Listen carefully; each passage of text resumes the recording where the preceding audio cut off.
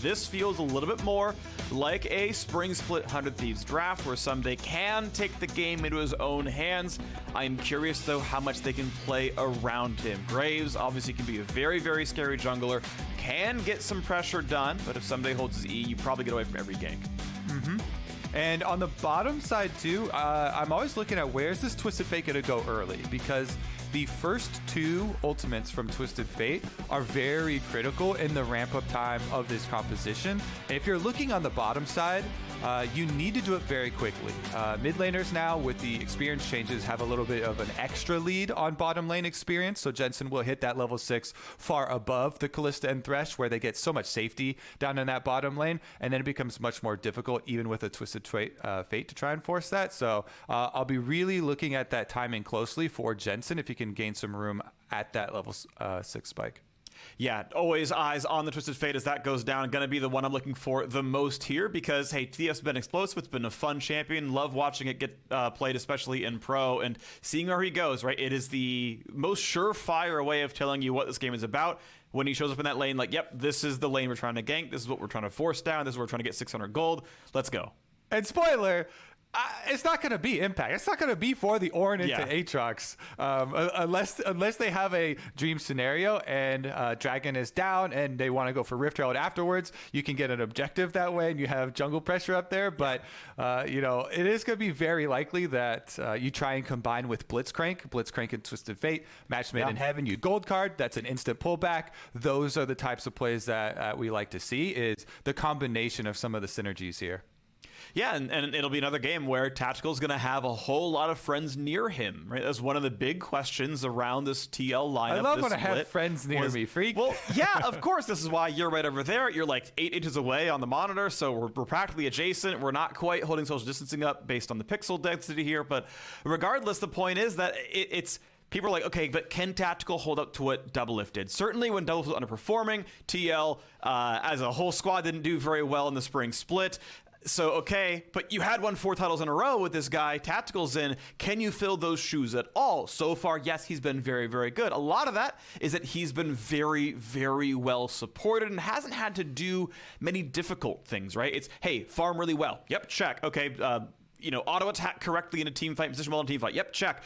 But, otherwise it's kind of laid out for him, right? Where the team fights are pretty well orchestrated and he's able to just kind of, belt out the damage. Here's another game, right? Where T is coming down to his lane to set up with a Blitz hook, to set up with the Graves coming down as well. It feels pretty constant that TL get a lot of pressure in front of Tactical. And as far as Tactical goes, I feel like we already are moving past him living in Doublelift shadow and are moving past, everyone constantly having these comparisons, because he is really building his career in his own right very successfully now, I believe, working really well in with this Team Liquid roster that has all these super experienced players. And I'm super excited to see how they continue to build on that, especially him and CoreJJ specifically, doing so much and having so much time invested in them as partners. Yeah, it's been super duper successful. Very happy about them. On the other side, for 100 Thieves, it is an uphill battle so far. A 0-2 start to the split, but of course they can still pick up wins. Lots more games to play. It's just kind of unlucky. All of their games so far have been against undefeated teams. It's been a really difficult strength of schedule for 100 Thieves, and I think that sells them a bit short. I think they are still a solid team, but they're against some of the very best squads they could face right now, and it's I think, giving a bad eye test when they're better than they look. For sure. They had, in my opinion, the most difficult starting schedule for week 1. Cloud9 and EG, like you said, 2 undefeated teams, 2 of the best teams from last split as well. So they really started out with some tough competition. Definitely had a lot of mistakes themselves to clean up regardless. And I think that now is definitely a time where they can show that improvement. Because Team Liquid here did come out with a 2-0 themselves, so 100 Thieves continue their schedule of going against undefeated teams. Whenever you have Blitzcrank, of course, everybody is very wary of the level 1s, so some defensive wards come out in the Pixel Brush, and they do get side on CoreJJ. Yep. Double trinket wards come down, no big deal, and we wait to see if there's anything special going on. Looks like no. It's special. It is Olaf. Yep, already there. Burns the cleanse, hook back in for some damage. Poor Ryoma has to deal with that already. Don't you love it when something you're talking about in Champ Select just shows up on screen 1 minute into the game here? Twisted Fate gold card into the Blitzcrank hook there for CoreJJ. Not only is it the cleanse, which actually has a really short cooldown, so sometimes that's hard to really take advantage of blowing that summoner, but they got a decent almost 200 damage chunk there in the level 1 as well. So burning through the health potion already for the first one for Ryoma. Sets up a little bit easier of a time to take control of that mid wave. And again, we're going to keep our eyes on tracking Jensen and his progress towards that level 6 to try and make the big play.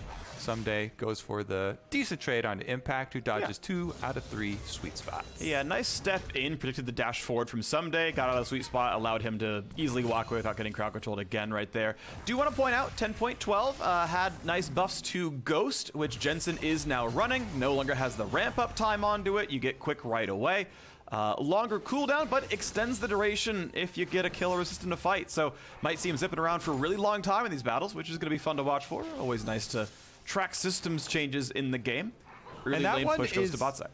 That one's most critical for mid laners because mid laners always used to use Ghost as the instant dodge button. And Jensen is a guy who was always applauded for his ability to dodge ganks, dodge skill shots. So now that Ghost has that instant speed you're talking about, doesn't have to wait on the ramp up time. I'm looking for Jensen to, hold his flash in a lot of scenarios, just use the Ghost and go for the side steps. Azir Shurima Shuffle can be one that's a little bit difficult to sidestep, but again, sometimes you can see people moving forward into it and trying to outplay that way. See if you can get the gold starred counter initiation. So a lot of options for him still. Meteos has gotten the top side Scuttle Crab. They were split as Broxah went down bottom and got a little bit more safety here for Tactical and CoreJJ. Yeah, do want to point out the kind of comparison point here as we look at things go down. 100 Thieves had tried to send their dual lane to the bottom river to see if they could stop the Scuttle take. Didn't quite happen. Still grabbed by Broxah, but nice attempt all the same. Maybe trading top flight, not quite though, so I'm just going to walk around that pillar and not have much issues. But I want to say one other thing as we talk about patch changes and whatnot. One of the big Kalista changes from 2 patches ago was making her rank 1W free to cast and the damage a lot higher. Kalista players used to mostly ignore W. They would rank it at level 13. They would just completely not skill the ability. Cody's actually has the Sentinels. Yeah, I mean, they've gone back and forth on that too, right? Where they lowered it for a bit, then decided to raise it again. Seeing how much they really want you to rely on having a partner. But I do like the freer vision because it doesn't feel like there is this cost all for your lane and trying to get that. And it can be annoying for junglers. Meanwhile, Ssumday himself, in the Aatrox matchups, of course, you're going to have the push onto the Ornn early on here and should be able to retain that. And he uses that to try and invade on Broxah, gets the vision for Meteos to know, hey, I've got the inside track on Broxah, I can invade on his red side, and he's setting up a trap here. So the important part of a jungle trap that you see on your mini-map, support is roaming over, and Ryoma's building a big wave. 100 Thieves have so much priority over this Raptor camp, over this red side jungle. It could be dangerous for Broxah if they wait around, but Meteos and Stunt leave that brush just before Broxah gets there, so there won't be any surprise. Yeah, I really wonder if they could have just sat there for a little bit longer. Yes, they took the camp. That was useful, of course, but if you're expecting Graves to walk there, maybe they're afraid, okay, the Blitzcrank could walk over, there's a chance they can 2-on-2 us, the wave was getting cleared out, so Jensen could show. Go ahead. It was the Kalista recall, tactical recalled. So if you know that your bottom lane is not going to have presence, Stunt did roam first, but without the Kalista, it could have been CoreJJ and Tactical 2v1. Dragonfight goes. Fight coming in. He's going to flay forward. Tactical jumps back, stays safe. Jensen's there. That's an easy kill, and first blood goes over to Broxah as the fight continues. The TP's coming in for both sides. Impact sounds the Ornn goes to knockup, hits that Ryoma. There's the grab. The steal comes through. Blue team Ocean Drake. Liquid get everything they could want, and they're still going for more. Meteos chunked low, finds a slow, 200 health. That's going to be Broxah finding the second kill of the battle. It's the Impact Show. He gets the ultimate in there. I believe he got the last hit on the dragon as well. Both of the kills do go where they want the money also. So that is just a dream scenario for Team Liquid. take a look at how it started out. This is a battle of the two hook champions. CoreJJ's first one does actually go wide as he's aiming for Meteos, but then with Stunt taking his hook in and flashing out, CoreJJ just flashes in to get the knock up there with his fist and is able to get that one. Then Impact with the Ornn ultimate does knock up Ryoma, forcing him out of the fight, and he actually got the dragon with the W and Brittle proc there, with Meteos trying to combine his smite with the extra damage from his axe, not actually completely calculating and executing on that finish. So objective and both kills over to the side of Team Liquid. Dream start. That's already rough. Man, there's a lot we could continue to unpack then about that one. I think the Cody Sun recall allowed him to have boots for the Drake fight, so he had better items than tactical. There's logic to that kind of play, but yeah, I wonder if they had done the jungle trap. But now here comes the play in tactical. Flay's not going to land, but the slows, well, they're going to land one of them, but tactical's still going to get away from that one. The hook into the turret. Goodbye, Meteos. Tactical on the board, set up easily. An alley-oop from CoreJJ. Now Thieves have to walk out. Cody Sun pulls the aggro. That's 300 health missing there, but they'll walk away staying alive. Oh man, it's a tragedy after tragedy for 100 Thieves. Broxah wants to make it a little bit worse for them. And he's running quickly. The hook's gonna land again. CoreJJ rarely misses, and when he hits, a kill comes through. Team Liquid off to an amazing start. Yeah, that's a no flash Thresh, and Broxah is able to get the slow with the smoke screen there, setting up CoreJJ for an easy hook. This has gone from bad to worse for 100 Thieves. Not only did Meteos get chased off the dragon, loses the smite fight, loses his life in there, but he hadn't gotten to level 6, so he could not use Ragnarok to deny that pull under tower. When they had tried to chase down tactical and overchase with their slows here, Ryoma going for another play though. Big play, 3 seconds of Jensen's flash, gets it just then at the end. They had it timed, but they couldn't lock him down long enough. Very close on that timer, and Jensen's able to get out alive, cycling those cooldowns. See if Impact actually does get the finish. It looks like they will. Meteos is on the bottom side, still trying to catch up now. And Broxah heads over. Should be another objective in the favor of TL. All right, this is going the way a lot of people expected it to. Team Liquid, an undefeated start to the LCS summer split. They looked good doing so, and 100 Thieves had a really hard time against the top teams. And they're having a hard time against this top team. Liquid off to a bunch of neutral objectives, a bunch of kills, and Cody Sun maybe a bit farther up than he needs to be. Gonna take some decent damage, down about to half HP, but gets the lantern back out. I feel like Stunt played that one pretty nicely and got him to safety yet again, and now Meteos wants round 2.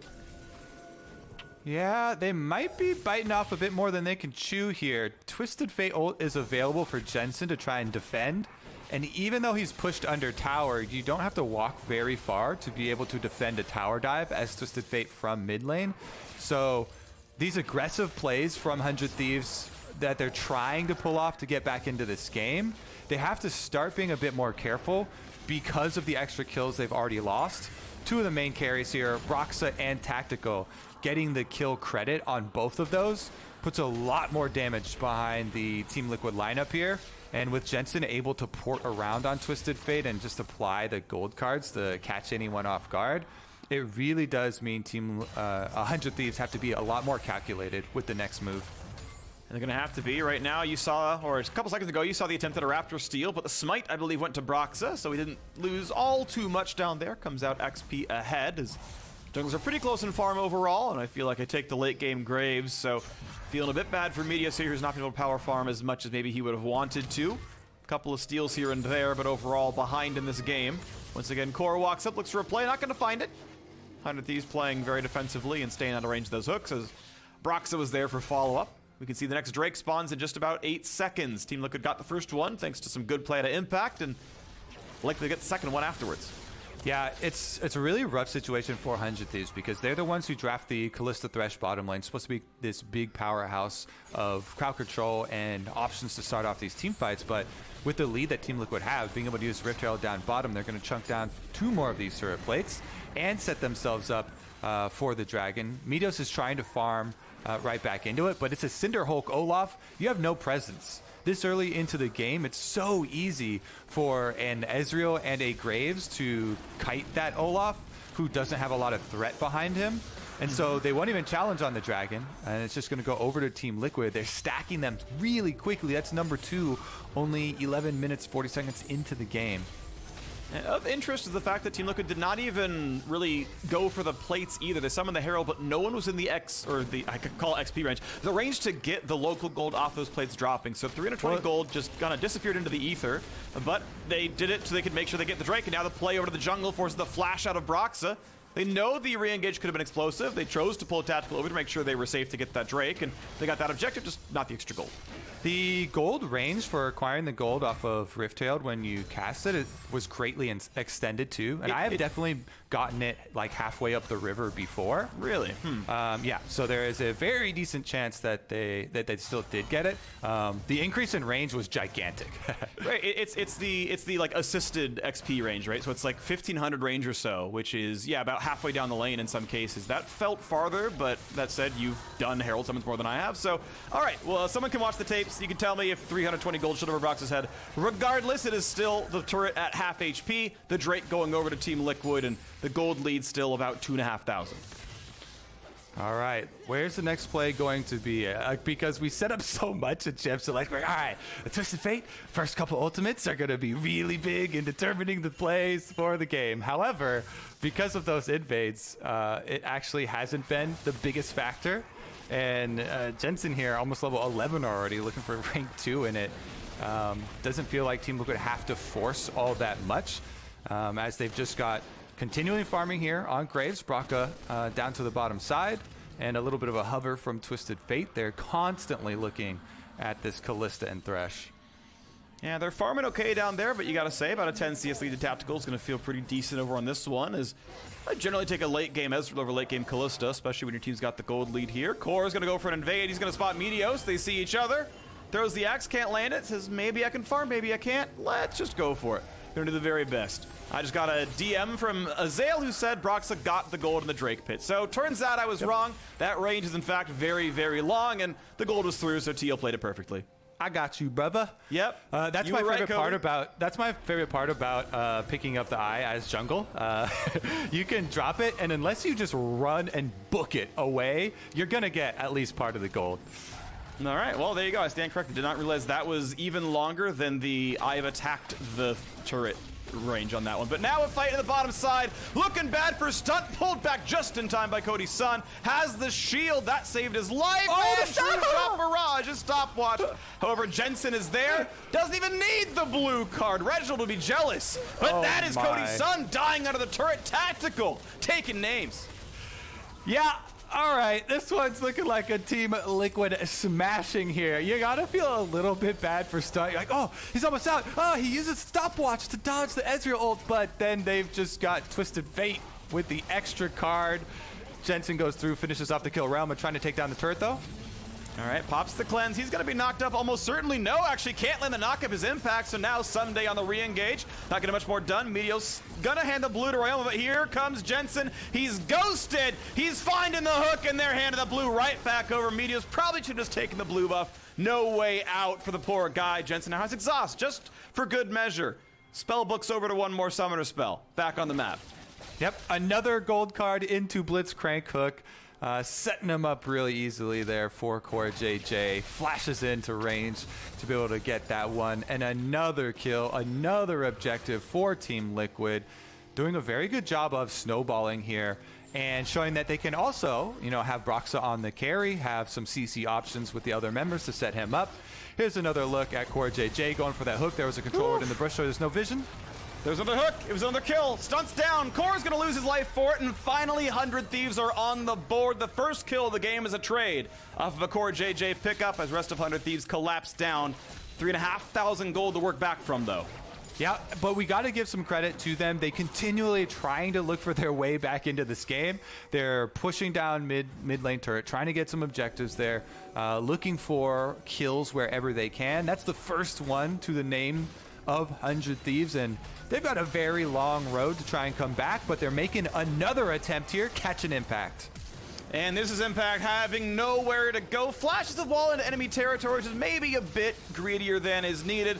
Regardless, Meteos flashes to chase it through, and, well, flash for flash, get the kill. Not too bad there. So at least something on the board. 100 Thieves slowly clawing their way back in, but it is a very uphill climb. Again, points for mental fortitude here. Untiltable. 100 Thieves still looking for the plays. Now they're looking to capitalize. Dead impact for another 14 seconds. Meteos out of mana, but he can wait on the next cooldown of his E to combo E and smite. Ooh, and almost walked into hook range. Smite, no, Ren's gonna make it happen. The flay backwards means a kill on a Broxah. And that is 3 straight kills for 100 Thieves, plus the Drake picked up. They are turning the corner. Still more to do, but that's a great look at the mid game. Rally caps on, Freak. 100 Thieves fighting back here out of the early deficit. Ryoma just whacking away in the PvE category there. Takes down another turret with the Azir as well. Here's another look at how it started on the mid lane, though. Jensen and Impact trying to finish that one off. And they do get the hook onto Thresh once again. Stunt getting locked down. Then, of course, the chase down and collapse comes through. Immediate ultimate there. From Meteos to continually land the slows on the CoreJJ. Make sure the kill doesn't go unanswered. Support for support. Alrighty, so on the map we go yet again. 2,000 gold the difference. Not that bad anymore. The farm lead, 20 here on Ssumday. About to be about 28 as the wave goes down. So he's going to feel pretty comfortable up here. Has the kill compared to the assist, probably up in gold. And that'll be a nice thing to watch for. If that 1v1 can keep looking exciting for the 100 Thieves top side. Stunt gonna grab some quick farm off the mid lane as you expect, and you know, if the minutes start with a 1 and it's a 4-digit number, dual lanes in the mid lane. They're gonna chill there for a while. Your mid laners go to the side and you just kind of continue to pivot around the central part of the map. Tactical looks for poke, not quite gonna land it, but we know 3 auto attacks will knock down that mid lane turret, and whenever TL wants to pressure it, it'll fall. Yep, the next evolution here for Team Liquid to try and continually push this lead ahead is to keep Tactical in mid lane with CoreJJ, and then use Jensen split pushing on Twisted Fate to get a side wave pushing and allow him to use Twisted Fate ultimate into either the Blitzcrank or the Ornn, and layer those crowd control abilities so they can find their pick that way. And since Tactical is on Ezreal, it's very easy for him to capitalize if someone does get picked off. Very mobile champion, can add a lot of damage with the ult and long range very easily. Okay, so looking for those long range plays again. Right now, looking again at the map state. 8-3 in kills, but equal in turrets and close in Drake. Certainly something that can work down here. The top lane turrets alive on both sides. The next major objective, probably 2.5 minutes to go to this Cloud Drake spawn. Thunder Thieves have 1 for the ulti cooldown, which honestly, I would argue almost the biggest deal for Kalista. That ulti CD is so very, very long. It's often not up for your second team fight in a row. That can actually help Cody Sun and by extension Stunt quite a lot there. Yeah, probably mostly Stunt.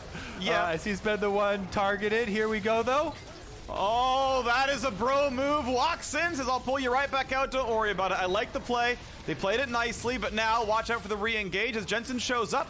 Herald some in the mid. How much of this turret will they take down? Because Ssumday is going to feel confident to hit it once. Ezreal comes in and lands on a Stunt, who's got to be a bit more careful. And CoreJJ goes behind the wall to look for the play, look for the engage, look for the hook. Not going to find it just yet, but the turret's going to fall. One more auto. That is a hook right into Meteos, but here comes the flay back in. CoreJJ's dropped low. 3-man knockup, and that's going to be a kill into Cody Sun. Nearly one on a Stunt as well. Team Liquid take an easy fight off the Impact to re-engage. Looks like they're going to be able to press this one right into the turret, tower down, and kill acquired again for Team Liquid. CoreJJ getting another pull on the Meteos. If you're quick enough, you can Ragnarok and then not get pulled in, but sometimes it's hard to see that hook coming, and that one definitely came out quick, catching him a little bit off guard. And the re-engage there does find another Tactical, laying it down and forcing the ult out of Ssumday. Yeah, that was a little brave if there was someone in Fog of War nearby, but keep in mind with the ward coverage, the controller to the right side of the screen, there is a regular Sightstone ward just up and right, like behind the 100 Thieves logo. So realistically, he knew no one was nearby. There's even one to his left near the river. He's like, yeah, no one should be here. He's alone.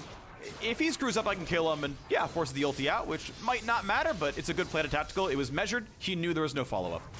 And to me, it's one of the most important things when you're evaluating the players that have most recently come up from Academy. A lot of these hyped up rookie players, how confident do they play in the LCS? And Tactical is definitely one that if you talk to him in any of the interviews, he's always a very upbeat member of the team, always has confidence in his own play.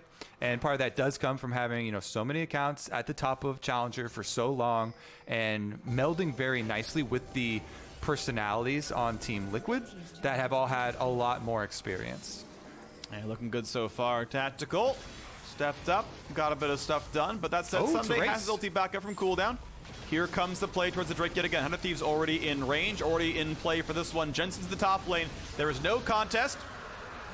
Cloud Drake number 2, not terribly consequential. 100 Thieves gonna get that and a recall. Team Liquid gonna get top lane tier 2 and the middle inhibitor turret. So 2 turrets and useful ones in trade for a Cloud Drake as Liquid taking a, I would say, proactive play, and that it gets them farther ahead in this game. Most definitely the correct call there for Team Liquid to just push ahead. Inhibitor turrets down. Meteos wants to make them pay for it. Slows on impact.